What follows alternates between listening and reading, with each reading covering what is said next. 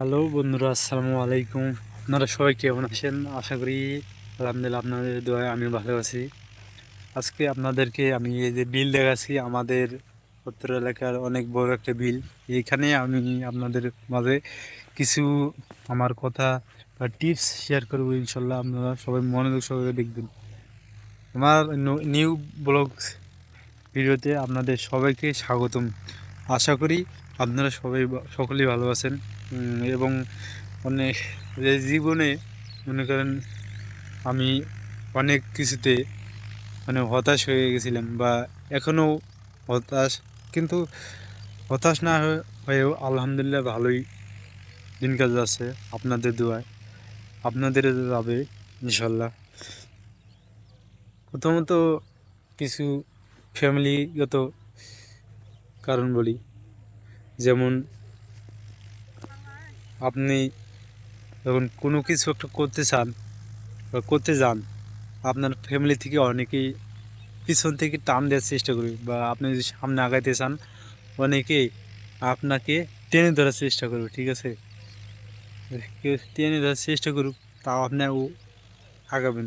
একটা লোক যদি আপনি যদি হোঁচট খেয়ে যদি কথা বুঝাচ্ছে হোঁচট খেয়ে যদি আপনি আগান, ঠিক আছে, অবশ্যই আপনি সফলতা অর্জন করবেন ইনশাল্লাহ।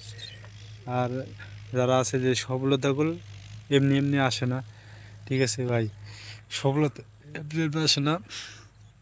সফল হতে গেলে অবশ্যই পরিশ্রম করতে হবে। এই দেখেন আমার আঙ্কেল এবং ছোট ভাই, তারা কঠোর পরিশ্রম করে, ঠিক আছে। আপনার ধানের কাজ করতেছে তারা, এই আপনার এই পরিশ্রম ছাড়া জীবনে কোনো কিছু করা সম্ভব না। মনে করেন যে আমি দেখছি যে আমাদের রংপুরে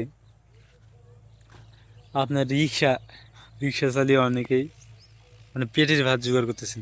তাদেরও করলে আল্লাহ রিজিক দিছেন, ঠিক আছে, তাদেরও আল্লাহ রিজিক দিছেন।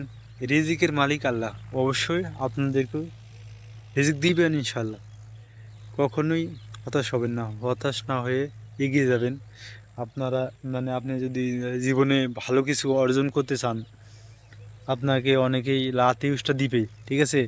লাত ইউজটা খায় যে সামনে আগাবে, সেই মনে করেন যে প্রকৃত মানুষ বা প্রকৃত জ্ঞানী বা প্রকৃত ছাত্র, ঠিক আছে।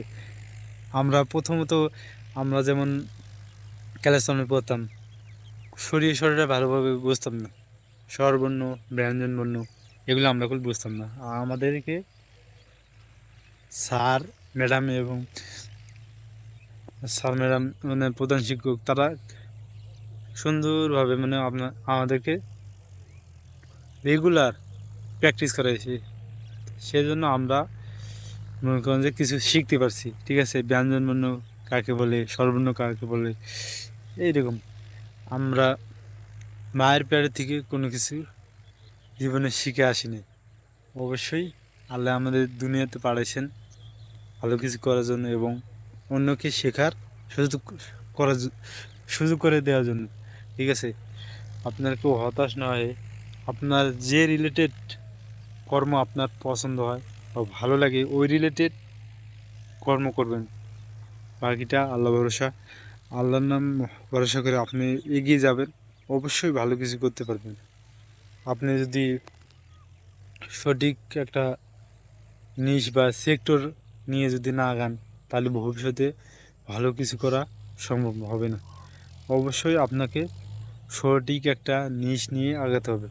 যেমন অনেকে আছেন যে 500-600 টাকা ইনকাম করতেছেন, আপনার এমন পরিশ্রম পরিশ্রম দেখলে আপনার কান্না আসবে, ঠিক আছে। আর প্রবাসী ভাইরা আছেন, তারা আপনার এত পরিশ্রম করেন বলার বাইরে। আমাদের এখানে থেকে অনেকেই সৌদি, মালয়েশিয়া, দুবাই, ইতালি অনেক রাষ্ট্রে চলে গেছেন। কী জন্য? এই পেটের ভাত জোগাড় করার জন্য, ঠিক আছে। আপনার এই মানুষ জীবিকা নির্বাহের জন্যে কী না করে, ঠিক আছে। জীবিকা নির্বাহের জন্য অনেক কিছু করেন, আর পরিশ্রমে কোনো লজ্জা নেই। ঠিক আছে। মিজানুর রহমান আজারি বলছে যে পরিশ্রম, এই পরিশ্রমে যে লজ্জা পায় সে হচ্ছে আসল কাপুরুষ, ঠিক আছে। সে অলস, যারা অলস তারাই পরিশ্রম করতে লজ্জা পায়। লজ্জা কখনোই পাবে না। পরিশ্রম করে কারা, যারা পুরুষ, তারা যুবক, তারাই পরিশ্রম করে। পরিশ্রম করতে কখনোই বলবেন না বা দ্বিধাদ্বন্দ্বে থাকবেন না, ঠিক আছে। হতাশ হবেন না। আশা করি আমার কথা বুঝতে পারছেন। আমি গোছানোভাবে কথা বলতে পারি না, তাও চেষ্টা করবো আপনাদের মাঝে কিছু টিপস শেয়ার করার। আসসালামু আলাইকুম, সবাই ভালো থাকবেন।